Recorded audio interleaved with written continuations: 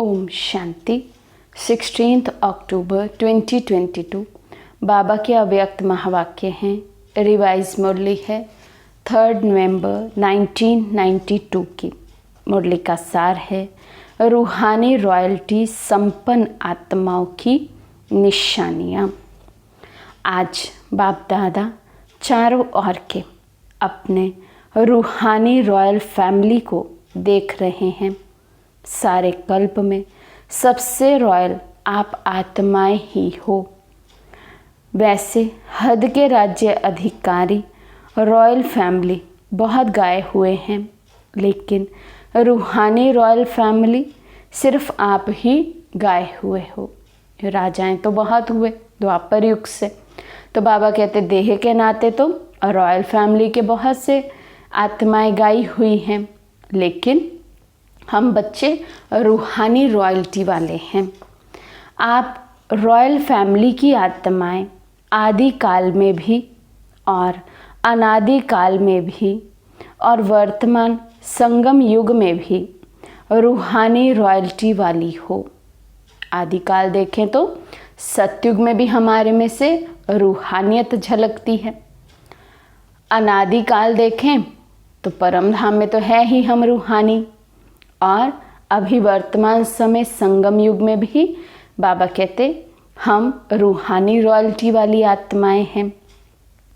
अनादि काल sweet home में भी आप विशेष आत्माओं की रूहानियत की झलक चमक सर्व आत्माओं से श्रेष्ठ है। आत्माएं सभी चमकती हुई ज्योति स्वरूप है, फिर भी आपकी रूहानी रॉयल्टी की चमक अलौकिक है।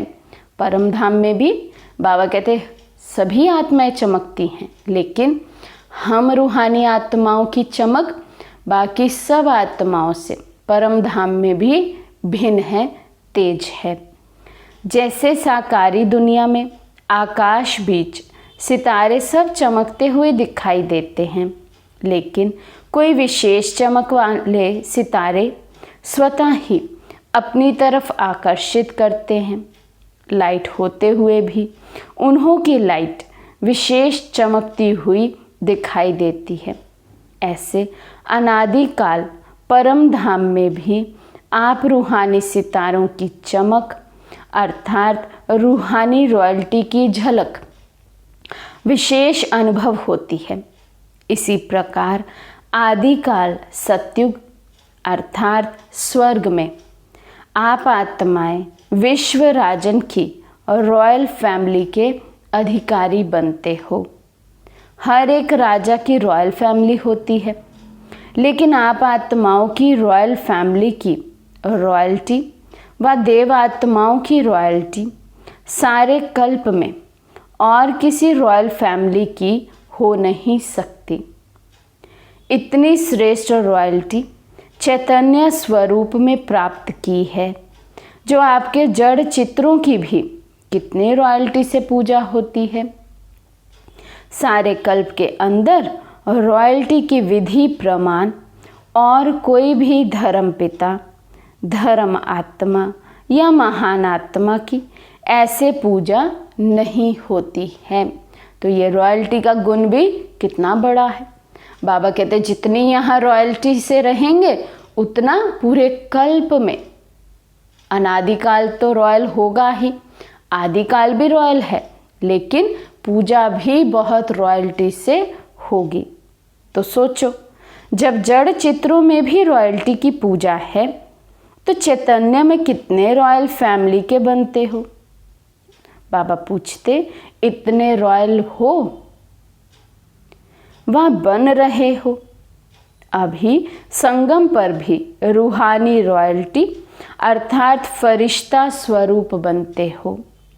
रूहानी बाप की रूहानी रॉयल फैमिली बनते हो। तो अनादिकाल आदिकाल और संगम युगी काल तीनों काल में नंबर 1 रॉयल बनते हो। ये नशा रहता है कि हम तीनों काल में भी रूहानी रॉयल्टी वाली आत्माएं हैं। इस रूहानी रॉयल्टी का फाउंडेशन क्या है? संपूर्ण प्योरिटी। इस समय की रूहानी रॉयल्टी का आधार हमारी प्योरिटी, संपूर्ण पवित्रता। संपूर्ण प्योरिटी ही रॉयल्टी है। तो अपने से पूछो कि रूहानी रॉयल्टी की झलक आपके रूप से सबको अनुभव होती है? रूहानी रॉयल्टी की फलक हर चरित्र से अनुभव होती है। लौकिक दुनिया में भी अल्पकाल की रॉयल्टी ना जानते हुए भी चेहरे से, चलन से अनुभव होती है। तो रूहानी रॉयल्टी गुप्त नहीं रह सकती, वो भी दिखाई देती है। तो हर एक नॉलेज के दर्पण में अपने को देखो कि मेरे चेहरे पर, चलन में रॉयल्टी दिखाई देती है, वहाँ साधारण चेहरा, साधारण चलन दिखाई देती है। तो बाबा कहते ज्ञान के आधार से अपने आप को चेक करो, बाबा की मुरलियों से अपने आप को चेक करो, क्या मेरे चेहरे और चलन से वो रॉयल्टी, वो प्योरिटी नज़र आती है? जैसे सच्चा हीरा अपनी चमक से कहाँ भी छिप नहीं सकता, ऐसे रूहानी चमक वाले, रूहानी रॉयल्टी वाले छिप नहीं सकते। कई बच्चे अपने को खुश करने के लिए सोचते हैं और कहते भी हैं कि हम गुप्त आत्माएं हैं, हमारे अंदर पुरुषार्थ चलता है, अंदर में तो हम बहुत रॉयल हैं। बाबा कहते ऐसे नहीं, रॉयल्टी, प्योरिटी, पवित्रता ये छुपने वाले खजाने नहीं हैं, ये तो प्रत्यक्ष कर्म में नज़र आते हैं। इसलिए हमको कोई पहचानता नहीं है, समय आने पर आप पे ही मालूम पड़ जाएगा। गुप्त पुरुषार्थ बहुत अच्छी बात है, लेकिन गुप्त पुरुषार्थी की झलक और फलक, वहाँ रूहानी रॉयल्टी की चमक औरों को अनुभव ज़रूर कराएगी। स्वयं को चाहे कितना भी गुप्त रखें, लेकिन उनका बोल, उनका संबंध, संपर्क, रूहानी व्यवहार का प्रभाव उनको प्रत्यक्ष करता है, जिसको साधारण शब्दों में दुनिया वाले बोल और चाल कहते हैं। तो स्वयं को प्रत्यक्ष नहीं करते, गुप्त रखते हैं। ये निर्माणता की विशेषता है, लेकिन दूसरे उनके बोल चाल से अनुभव अवश्य करेंगे। दूसरे कहें कि ये गुप्त पुरुषार्थी है। अगर स्वयं को कहते हैं कि मैं गुप्त पुरुषार्थी हूँ, तो ये गुप्त रखा या प्रत्यक्ष किया? बाबा कहते अब चेक करो, ये भी तो अपनी महिमा करनी ही हुई। हम तो गुप्त पुरुषार्थी हैं, हमारे तो अंदर बहुत पुरुषार्थ चलता है, बाबा की याद चलती है, नज़र नहीं आता, समय आने पर नज़र भी आएगा। ऐसे ऐसे कहना, तो बाबा कहते अपने को गुप्त रखा कि प्रत्यक्ष किया? कह रहे हो गुप्त, लेकिन बोल रहे हो कि मैं गुप्त पुरुषार्थी हूँ। ये गुप्त हुआ? बहुत पत्र में भी लिखते हैं कि हम गुप्त पुरुषार्थियों को निमित्त बनी हुई दादियाँ नहीं जानती। फिर ये भी लिखते हैं कि देख लेना आगे हम क्या करते हैं, क्या होता है। तो ये गुप्त रहे या प्रत्यक्ष किया?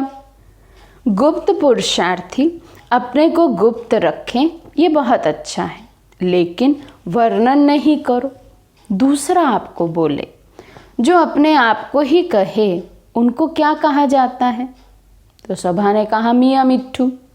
तो मियाँ मिट्ठू बनना बहुत सहज है ना। तो क्या सुना? रूहानी रॉयल्टी। रॉयल आत्माएं सदा ही एक तो भरपूर संपन्न रहती हैं, और संपन्नता की निशानी है वे सदा तृप्त आत्मा रहती है। तृप्त आत्मा हर परिस्थिति में, हर आत्मा के संबंध संपर्क में आते हुए, जानते हुए संतुष्ट रहती हैं। चाहे कोई कितना भी असंतुष्ट करने की परिस्थितियां उनके आगे लाए, लेकिन संपन्न तृप्त आत्मा असंतुष्ट करने वाले को भी संतुष्टता का गुण सहयोग के रूप में देगी। ऐसी आत्मा के प्रति रहम दिल बन शुभ भावना और शुभ कामना द्वारा उनको भी परिवर्तन करने का प्रयत्न करेंगे। रूहानी रॉयल आत्माओं का यही श्रेष्ठ कर्म है। जैसे स्थूल रॉयल आत्माएं कभी भी छोटी छोटी बातों में, छोटी छोटी चीज़ों में अपनी बुद्धि व समय नहीं देती, देखते भी नहीं देखती, सुनते भी नहीं सुनती, ऐसे रूहानी रॉयल आत्मा किसी भी आत्मा की छोटी छोटी बातों में जो रॉयल नहीं हैं उनमें अपनी बुद्धि व समय नहीं देगी। दुनिया वाले कहते हैं कि रॉयल्टी अर्थात किसी भी हल्की बात में आंख नहीं डूबती। रूहानी रॉयल आत्माओं के मुख से कभी व्यर्थ व साधारण बोल नहीं निकलेंगे। हर बोल युक्ति युक्त होगा। युक्ति युक्त का अर्थ है व्यर्थ भाव से परे, अव्यक्त भाव, अव्यक्त भावना। इसको कहा जाता है रॉयल्टी। साधारण बोल नहीं होंगे, अव्यक्त भाव होगा, अव्यक्त भावनाएं सर्व के प्रति होंगी। इस समय की रॉयल्टी भविष्य की रॉयल फैमिली में आने के अधिकारी बनाती है। तो चेक करो, वृत्ति रॉयल है? वृत्ति रॉयल अर्थात सदा शुभ भावना, शुभ कामना की वृत्ति से हर एक आत्मा से व्यवहार में आए। रॉयल दृष्टि अर्थात सदा फरिश्ता रूप से औरों को भी फरिश्ता रूप देखें। कृति अर्थात कर्म में सदा सुख देना, सुख लेना। इस श्रेष्ठ कर्म के प्रमाण संपर्क में आए। ऐसे रॉयल बने हो कि बनना है। ब्रह्मा बाप के बोल और चाल, चेहरे और चलन की रॉयल्टी को देखा। ऐसे फॉलो ब्रह्मा बाप। साकार को फॉलो करना तो सहज है ना। ब्रह्मा को फॉलो किया तो शिव बाप को फॉलो हो ही जाएगा। एक को तो फॉलो कर सकते हो ना। बाप समान बनने के पॉइंट्स रोज सुनते हो। सुनना अर्थात फॉलो करना। कॉपी करना तो सहज होता है ना, कि कॉपी करना भी नहीं आता है। तो जो ब्रह्मा बाबा ने किया वो कॉपी करना है। तो शिव बाबा पूछ रहे हैं, कॉपी करना भी आता कि वो भी नहीं आता है? बाप दादा आज मुस्कुरा रहे थे कि मधुबन में आते हैं तो विशेष गुरुवार के दिन क्या करते हैं? एक तो भोग लगाते हैं, और क्या करते हैं जो सिर्फ मधुबन में ही करते हैं?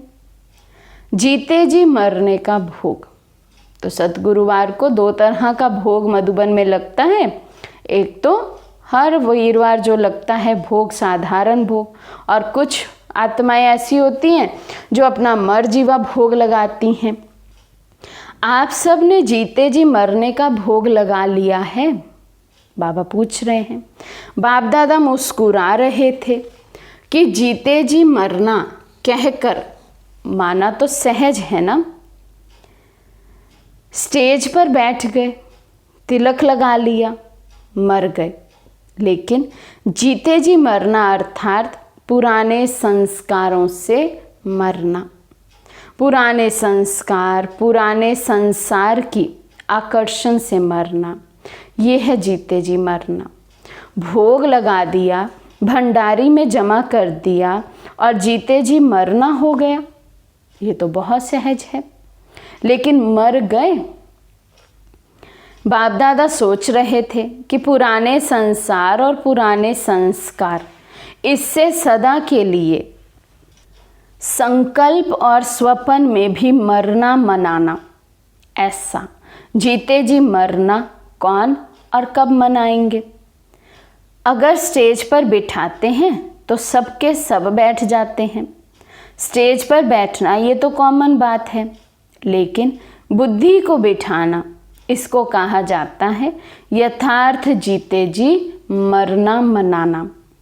जब मर गए, मरना अर्थात परिवर्तन होना, तो ऐसा जीते जी मरना, उसके लिए कितने तैयार होंगे?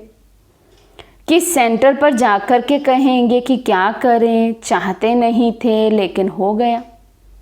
यहाँ तो जीते जी मरना मना कर जाते हैं, फिर जब कोई बात सामने आती है तो जिंदा हो जाते हैं। ऐसे नहीं करना। यादगार में भी दिखाते हैं कि रावण का एक सिर खत्म करते थे तो दूसरा आ जाता था। यहाँ भी एक बात पूरी होती तो दूसरी पैदा हो जाती। फिर समझते हमने तो रावण को मार दिया, फिर ये कहाँ से आ गया। लेकिन मूल फाउंडेशन को समाप्त ना करने के कारण एक रूप बदल दूसरे रूप में आ जाते हैं। फाउंडेशन को ख़त्म कर दो तो रूप बदल करके माया वार नहीं करेगी, सदा के लिए विदाई ले जाएगी। समझा क्या बनना है? रूहानी रॉयल्टी वाले सदैव ये चेक करो कि हर कर्म रूहानी रॉयल परिवार के प्रमाण है। जब 99% बोल, कर्म और संकल्प रॉयल्टी के हों तब समझो भविष्य में भी रॉयल फैमिली में आएंगे। ऐसे नहीं सोचना हम तो आ ही जाएंगे, चलो संपन्न नहीं बने तो 1% फ्री देते हैं, लेकिन 99% रॉयल्टी के संस्कार, बोल और संकल्प नेचुरल होने चाहिए। बार बार युद्ध नहीं करनी पड़े, नेचुरल संस्कार हो जाएं। अच्छा, चारों ओर के रूहानी रॉयल्टी वाले रॉयल आत्माओं को सदा प्योरिटी द्वारा रॉयल्टी अनुभव करने वाली आत्माओं को सदा फरिश्ता स्वरूप के संस्कार को प्रैक्टिकल में लाने वाली आत्माओं को सदा ब्रह्मा बाप को फॉलो करने वाली आत्माओं को सदा श्रेष्ठ ब्राह्मण संसार में ब्राह्मण संस्कार अनुभव करने वाले रूहानी रॉयल परिवार को बाप दादा का याद प्यार और नमस्ते। हम रूहानी बच्चों की रूहानी बाप दादा को दिल व जान सिखवा प्रेम से नमस्ते नमस्ते नमस्ते जी। फिर है अव्यक्त बाप दादा से पर्सनल मुलाकात। सेवा में बिजी रहे तो सहज मायाजीत बन जाएंगे। सदा अपनी शक्तिशाली वृत्ति से वायुमंडल को परिवर्तन करने वाली विश्व परिवर्तक आत्माएं होना। इस ब्राह्मण जीवन का विशेष ऑक्यूपेशन क्या है? अपनी वृत्ति से, वाणी से और कर्म से विश्व परिवर्तन करना। तो हम सब ब्राह्मणों का विशेष ऑक्यूपेशन है वृत्ति, वाणी और कर्म से विश्व का परिवर्तन करना। तो सभी ऐसी सेवा करते हो या टाइम नहीं मिलता है? वाणी के लिए समय नहीं है तो वृत्ति से, मनसा सेवा से परिवर्तन करने का समय तो है ना। सेवाधारी आत्माएं सेवा के बिना रह नहीं सकते। वाणी के लिए चांस नहीं मिलता है, वाणी की सेवा के लिए समय नहीं है, वाणी की सेवा सुनने वाला भी तो कोई चाहिए, वो ना हो तो भी बाबा कहते मनसा द्वारा तो सेवा कर सकते ना हर समय। तो बाबा कहते सेवाधारी माना सेवा उससे जुदा ना हो सके। ब्राह्मण जन्म है ही सेवा के लिए और जितना सेवा में बिजी रहेंगे उतना ही सहज माया जीत बनेंगे। तो सेवा का फल भी मिल जाए और माया जीत भी सहज ही बन जाए, डबल फायदा है ना। ज़रा भी बुद्धि को फुर्सत मिले तो सेवा में जुट जाओ। वैसे भी पंजाब हरियाणा में सेवा भाव ज़्यादा है। गुरुद्वारों में जाकर सेवा करते ना, वे है स्थूल सेवा और ये है रूहानी सेवा।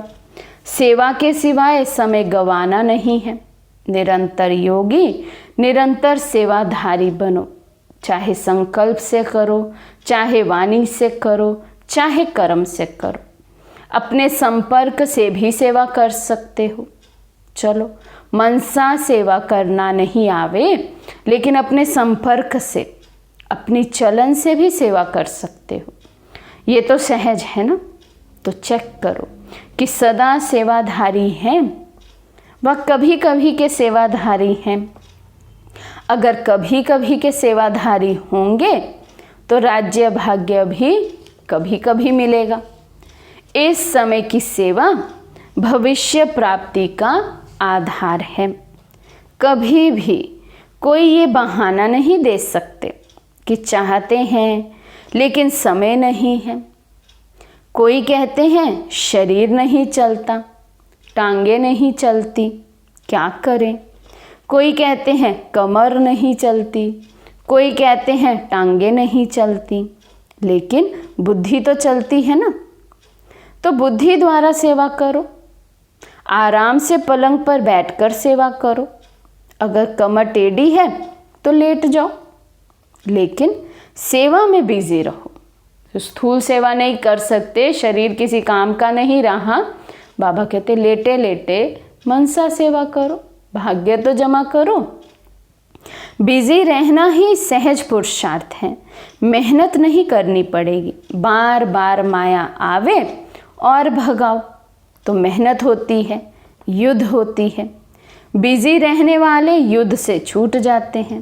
बिजी रहेंगे तो माया की हिम्मत नहीं होगी आने की, और जितना अपने को बिजी रखेंगे उतना ही आपकी वृत्ति से वायुमंडल परिवर्तन होता रहेगा।